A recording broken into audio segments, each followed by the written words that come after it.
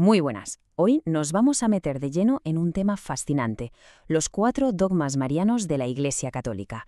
Pero, ojo, esto no es una simple lista, es un viaje increíble a través de la historia y la teología. Vamos a ver cómo la Iglesia ha ido definiendo su fe a lo largo de más de 1500 años. Para no perdernos, esta será nuestra hoja de ruta. Primero, lo básico, ¿qué es exactamente un dogma? Y luego nos lanzamos a explorar cada uno de los 4, en orden cronológico, para entender el cuándo y sobre todo el porqué de su definición.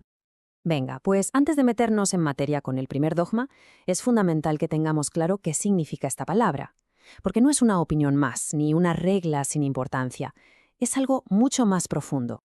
Un dogma es, en esencia, una verdad de fe central irrenunciable. La Iglesia no se la inventa, sino que la propone como algo que ha sido revelado por Dios mismo, ya sea a través de la Biblia o de la tradición. Es, por así decirlo, uno de los pilares maestros que sostienen todo el edificio de la fe.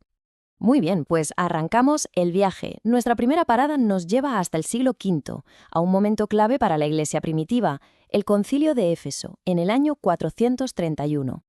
Aquí el concepto clave, la palabra del millón, es el término griego Theotokos, que significa portadora de Dios. A ver, el dogma no dice que María sea el origen de la divinidad de Jesús. Claro que no. Lo que dice es que la persona a la que ella dio a luz, Jesús, es una única persona divina que tiene dos naturalezas, una humana y otra divina. Y como una madre da a luz a una persona, no a una naturaleza, María es madre de esa persona, que es Dios. Y esta idea, de hecho, tiene raíces bíblicas. Cuando Isabel, llena del Espíritu Santo, llama a María la madre de mi Señor, la palabra que usa en griego es Kyrios. Y esto es importantísimo, porque en el contexto judío de la época, Kyrios no era un título cualquiera, era el nombre que se usaba para referirse a Dios mismo.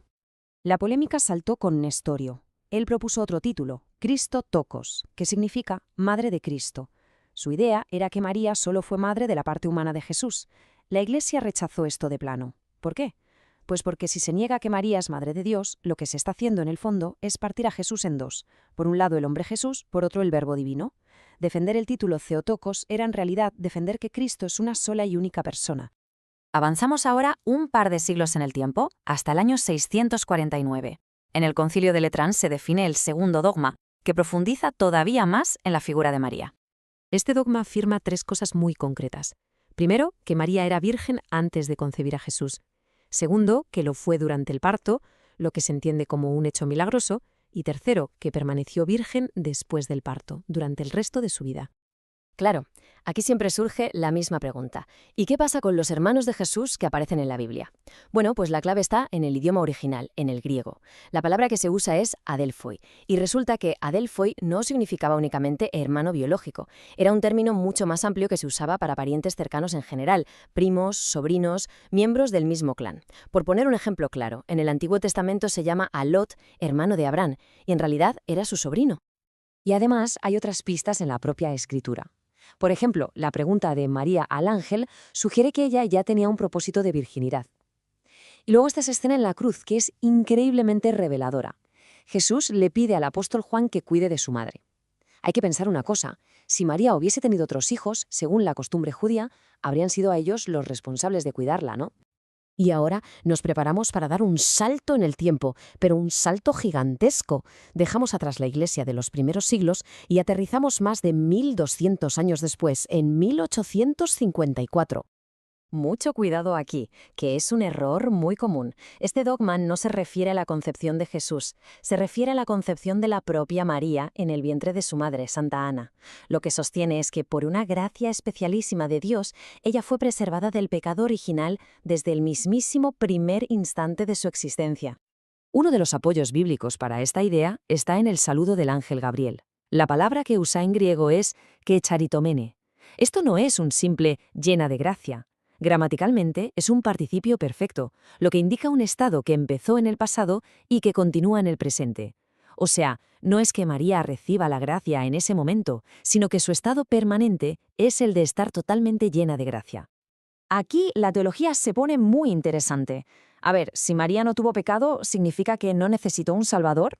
Pues la respuesta de la Iglesia es un no rotundo. De hecho, el propio dogma dice que fue preservada en atención a los méritos de Jesucristo. Es decir, Claro que fue redimida por Cristo, pero su redención se le aplicó de una manera única y por adelantado. Hay una analogía que lo explica de maravilla. Imaginemos un pozo muy profundo. Para la mayoría de nosotros, la redención es liberativa. Hemos caído en el pozo del pecado y Cristo nos saca de él. En el caso de María, la redención fue preservativa. La gracia de Cristo evitó que ella llegara a caer en ese pozo. Pero en ambos casos, ¿quién es el que salva del pozo? Cristo. El Salvador es absolutamente necesario para todos. Y así llegamos al final de nuestro recorrido doctrinal, al dogma más reciente de todos, definido en pleno siglo XX, en el año 1950. Este dogma declara que, al terminar su vida en la tierra, María fue llevada al cielo en su totalidad. Y aquí está el detalle clave: no solo su alma, sino también su cuerpo. Esto la convierte en una especie de anticipo, en la promesa de la resurrección que se espera para todos los creyentes al final de los tiempos. La objeción más obvia es que la Asunción no se cuenta tal cual en la Biblia y que el dogma se proclamó hace relativamente poco.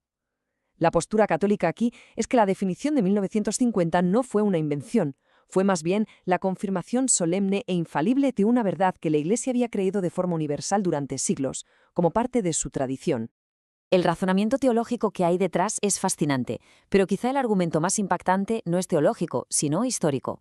Se le conoce como el silencio de las reliquias. Pensemos por un momento. En los primeros siglos, la veneración por las reliquias era una auténtica fiebre. Cada ciudad importante se sentía orgullosa de tener los restos de un apóstol o un mártir. Y sin embargo, con María pasa algo único. Ninguna ciudad, ni Jerusalén, ni Éfeso, ni Roma, ninguna afirmó jamás tener su cuerpo. En una era de cazadores de reliquias, ese silencio absoluto es increíblemente elocuente. Al ver ahora la línea de tiempo completa, la escala de este viaje se vuelve abrumadora.